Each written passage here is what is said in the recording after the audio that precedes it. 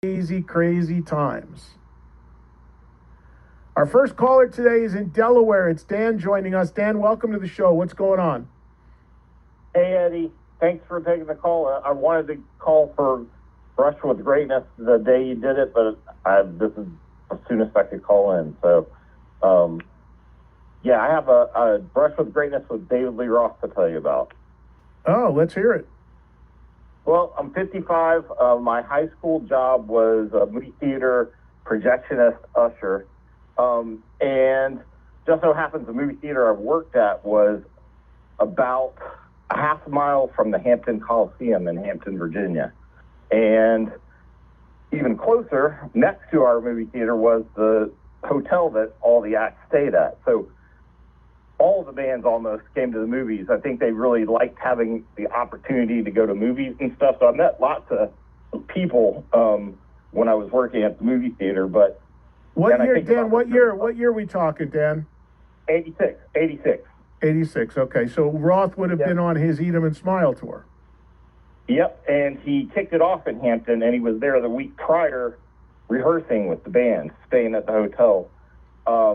So me and my buddy that would work there, we would see him jog by. He would jog to the Coliseum and everything, and he was definitely around. So we said, hey, let's go leave a message at the desk, because when we have a new movie coming in back when we used film, they don't use film anymore, but when they did, we'd have to build the print the night prior, and we'd show it for the staff just to make sure it looked right and make sure that some of the reels weren't upside down or in the wrong order, because that did happen.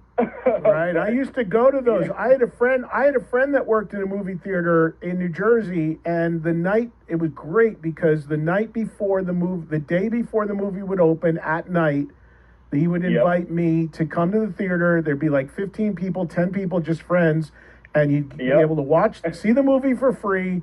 Nobody in the theater. It was great. Bring whatever you want in. I used to always do that. That was so great. And you get to see the movie a day before everybody else. Yep, and we bring beers, and it was a big party and everything. But anyway, so we said, let's do that. So the movie was David Cronenberg's The Fly was opening. So I said, hey, we're going to watch The Fly after closing if Dave and the band want to come.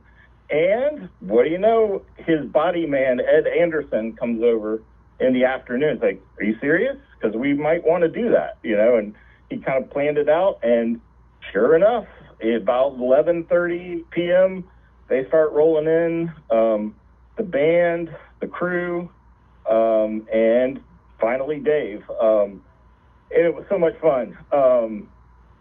Dave was Dave. Certainly a character, but Billy, Steve Vai, Greg Bissonette, super, super nice guys. Totally nice.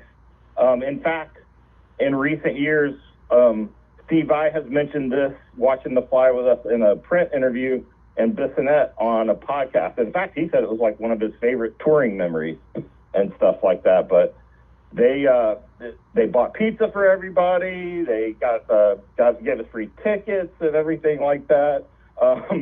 And Dave, did you ever see the Cape Fear, the De Niro Cape Fear? Yeah. So like the part where he's in the movie theater just laughing obnoxiously like a maniac, blowing cigar smoke.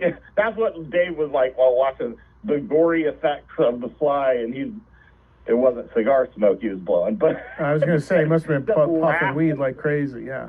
And just laughing his ass off.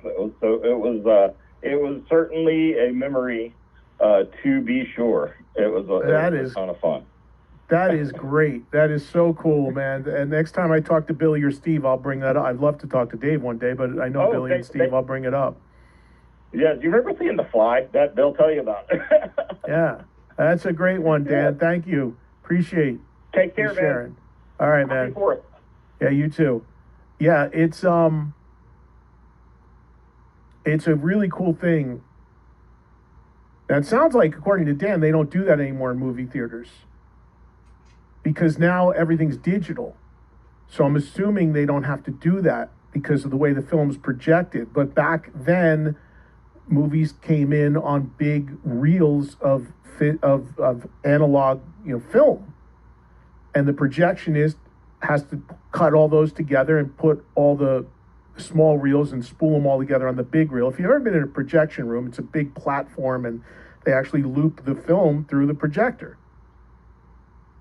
And yeah, they have to do a test run of the movie. They'd have to show it start to finish so that when it opened the next day, they knew that they put it together right and that it was projecting right. And it would always be, he said midnight, it would always be late at night because you'd have to wait for that day's movies to end. So if like the last movie say the movie opens on Friday, most movies do.